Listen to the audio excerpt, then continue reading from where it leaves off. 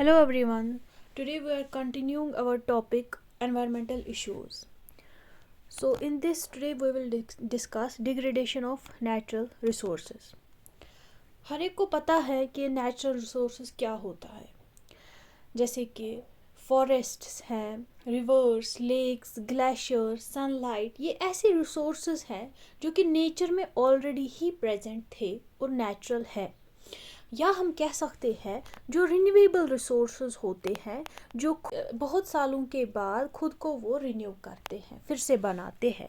इन resources को renewable resources भी कहा जाता है। अगर हम इन रिसोर्स को अच्छे से मेंटेन करेंगे, सस्टेनेबल तरीके से मेंटेन करेंगे, तो ना खाली हमें फ़ायदा होगा बल्कि जो हमारी फ्यूचर आने वाली जनरेशन है उनको भी फ़ायदा होगा। लेकिन इन्हीं रिसोर्सेज को ख़राब करने को कहते हैं डिग्रेडेशन ऑफ नेचुरल रिसोर्सेज। ये डिफरेंट तरीक़ों से हो सकता है, चाहे इंसान बहुत ज़्यादा डिफॉरेस्ट्रेशन करे, मतलब कटिंग डाउन ऑफ ट्रीज़ करे, तो एटमॉस्फेयर में जो कार्बन डाइऑक्साइड की कंसंट्रेशन है वो बहुत बढ़ जाएगी, जिसकी वजह से अर्थ का टेम्परेचर बढ़ेगा। अर्थ का टेम्परेचर बढ़ने की वजह से ग्लोबल वार्मिंग होगी, ठीक है, ड्रॉट पड़ेगा और ये जो ग्लेशियर्स है वो मेल्ट हो जाएगी। तो ये सारी चीज़ें जो हैं जिसकी वजह से हम कहते हैं डिग्रेडेशन ऑफ नेचुरल रिसोर्सेज होता है। और भी कहा जाता है कि क्लाइमेट चेंज जो है इसकी वजह से नेचुरल रिसोर्सेज का डिग्रेड होना बहुत ज़्यादा इंक्रीज़ हो गया है। क्लाइमेट चेंज में हम लोग देखते हैं कि क्या है क्लाइमेट, मतलब 30 ईयर्स 40 ईयर्स के बाद हम लोग देखते हैं। और साल बर साल अगर हम लोग इस प्रेजेंट सिचुएशन की बात करें कि हम देखते हैं कि टेम्परेचर इंक्रीज़ होता है, तो जो क्लाइमेट चेंज होता है वो इसी टेम्परेचर की ही वजह से हो जाता है, ठीक है। ऑन एंड फिर हम लोग एवरेज निकालते हैं कि कितना टेम्परेचर है और कुछ बेस ईयर लेते हैं जिससे हम लोग कंपेयर करते हैं कि टेम्परेचर कितना है। तो एक प्रॉपर एनवायरनमेंट को मेंटेन करने के लिए, नेचुरल रिसोर्सेज को मेंटेन करने के लिए हमें बहुत ज़रूरी है कि हम लोग टेम्परेचर को भी मेंटेन करें अर्थ पे। तो जो रिसोर्स डिग्रेडेशन होता है इसकी वजह से क्लाइमेट चेंज का भी जो एक्सपोजर है वो इंक्रीज़ होगा। ये डेफिनेशन है वर्ल्ड बैंक 2018 की। रिसेंटली न्यूज़ में आया था कि जो 2022 है ये 5th वार्मेस्ट ईयर है, ठीक है। नासा की ये रिपोर्ट है जिसमें कहा जाता है कि जो टेम्परेचर इंक्रीज़ होने की वजह से ड्रॉट पड़ सकते हैं, ठीक है, सी लेवल का पानी जो है वो राइज होगा।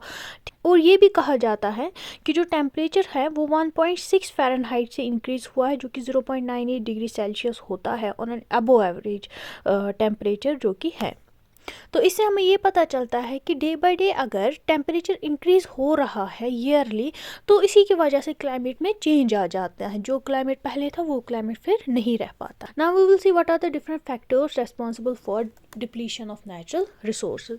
सबसे पहला और द मोस्ट इम्पोर्टेंट फैक्टर जो नेचुरल रिसोर्स जिसकी वजह से डिप्लीट हो जाते हैं वो है ओवर पॉपुलेशन। पॉपुलेशन का बढ़ जाना, उसकी वजह से ओवर एक्सप्लॉयटेशन होती है। रिसोर्स जितने यूज़ होने चाहिए वो 10 गुना उससे ज़्यादा यूज़ हो जाते हैं, ठीक है। अगर माना जाए कि वर्ल्ड की पॉपुलेशन 7 बिलियन है, जो कि अभी प्रेजेंट नहीं है, प्रेजेंट डिफरेंट है, प्रेजेंट टच कर रही है 8+ बिलियन, तो अगर पॉपुलेशन इससे इंक्रीज़ हो रही है तो उसकी वजह से जो रिसोर्सेज है वो लोगों को ज़्यादा ज़रूरत है और लोग ज़्यादा एक्सप्लॉइट करते हैं रिसोर्सेज को अपनी नीड्स को फुलफ़िल करने के लिए, जिसकी वजह से वो फॉरेस्ट को कट करते हैं, ग्लेशियर्स का पानी या हम लोग कह सकते हैं वाटर ओवर यूज़ होता है, ठीक है। और बाकी चीज़ों को भी हम लोग प्रिकॉशंस नहीं ले रहे हैं जिसकी वजह से नेचुरल रिसोर्सेज डिग्रेड होते हैं। और सेकेंड फैक्टर जिसकी वजह से नेचुरल रिसोर्सेज डिप्लीट होते हैं वो है पुअर फार्मिंग। पुअर फार्मिंग की वजह से सॉइल की क्वालिटी अफेक्ट होती है। पुअर फार्मिंग में आता है आप लोग पानी सही से नहीं दोगे, मतलब पुअर इरिगेशन मैनेज नहीं करोगे, सॉइल को फर्टिलाइजर्स प्रॉपर नहीं डालोगे, तो हम कहेंगे पुअर मैनेजमेंट ऑफ सॉइल, ठीक है, जिसकी वजह से सॉइल का स्ट्रक्चर भी डिस्टर्ब हो जाता है। सॉइल भी एक हमारे पास नेचुरल रिसोर्स है जिसमें हम लोग एग्रीकल्चर प्रोडक्ट्स ग्रो करते हैं, और अगर ये डिग्रेड हो जाता है तो हम कहते हैं कि नेचुरल रिसोर्स डिग्रेड होता है। Then the third factor responsible for depletion of natural resources is deforestation. Deforestation में अगर हम लोग डाटा देखें 1990 से 2016 तक, कहा जाता है जो फॉरेस्ट कवर है वो जो लॉस हुआ है फॉरेस्ट कवर का वो है 1.3 मिलियन किलोमीटर स्क्वायर। ये वर्ल्ड बैंक 2016 की डेफिनेशन है, जिसकी वजह ये है कि लोगों का ओवर पॉपुलेशन हो जाना, पॉपुलेशन का एक्सेस हो जाना, ज़्यादा नीड ऑफ फॉरेस्ट प्रोडक्ट्स लोगों को है, और फॉरेस्ट वो डिप्लीट करते हैं और फिर से इसको रिन्यू नहीं करते हैं। पोल्यूशन भी एक मेजर फैक्टर है नेचुरल रिसोर्स के डिप्लीशन होने का, क्योंकि पोल्यूशन की वजह से लाइफस्टाइल लोगों का इफेक्ट हो जाता है, हेल्थ इफेक्ट हो जाती है, हेल्थ पे बहुत बड़ा इम्पैक्ट पड़ता है, जैसे हार्मफुल गैसेस, प्लास्टिक, सीवेज और मेनी टॉक्सिक केमिकल्स जो कि एयर में, वाटर में, लैंड में, सॉइल में डिस्चार्ज हो जाते हैं, जिसकी वजह से नेचुरल रिसोर्स जो है डिग्रेड हो जाते हैं। अब देखिए कि हम लोग के जो फैक्टर्स हैं जिनकी वजह से फॉरेस्ट्स को डिप्लीट हो गए, नेचुरल रिसोर्स डिप्लीट हो गए, अब इनकी वजह से क्या क्या होगा अगर नेचुरल रिसोर्स डिप्लीट होगा। तो पहले इसकी वजह से क्या होता है, जो वाटर रिसोर्सेज है वो डिप्लीट हो जाता है, वो कम हो जाता है, ग्राउंड वाटर है उसकी एक लेवल कम हो जाती है, या जो रिवर्स में पानी है, लेक्स में पानी है, उसकी भी जो क्वांटिटी है वो कम हो जाती है। और क्या होता है कि जो इरिगेशन हम करते हैं, हम लोग प्रॉपर इरिगेशन नहीं कर पाते हैं ज़्यादा पानी नहीं होने की वजह से, ठीक है, जिसकी वजह से जो प्लांट्स अच्छे से ग्रो नहीं कर पाते हैं।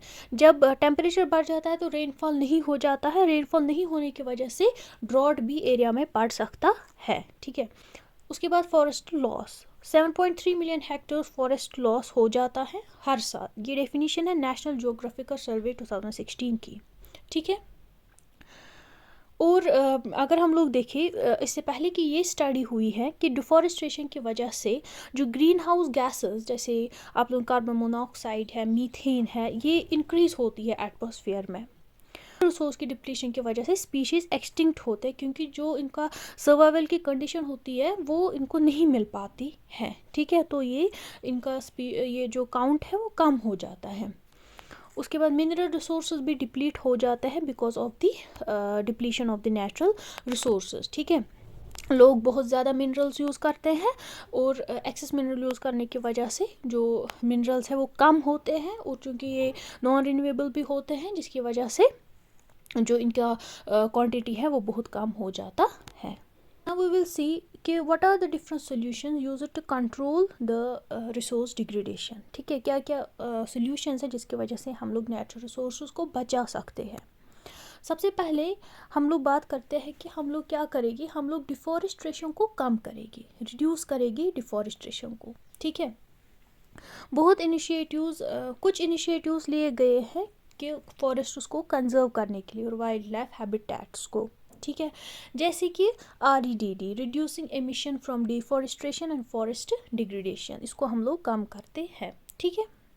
इसको किसने REDD को फॉर्मुलेट किया है, वर्ल्ड बैंक ने, ठीक है। और यही इनका पर्पस है कि डिफॉरेस्टेशन को चेक करना। दूसरा जिसकी वजह से हम लोग रिसोर्स डिग्रेडेशन को कम कर सकते हैं वो है अल्टरनेट रिसोर्स हम लोग यूज़ करेंगे। इसमें ये है कि हमें बहुत ज़्यादा रिन्यूएबल रिसोर्स यूज़ करने चाहिए। जैसे कि रिन्यूएबल रिसोर्स वो रिसोर्स होते हैं जो खुद को रिन्यू करते हैं, खुद को फिर से बनाते हैं।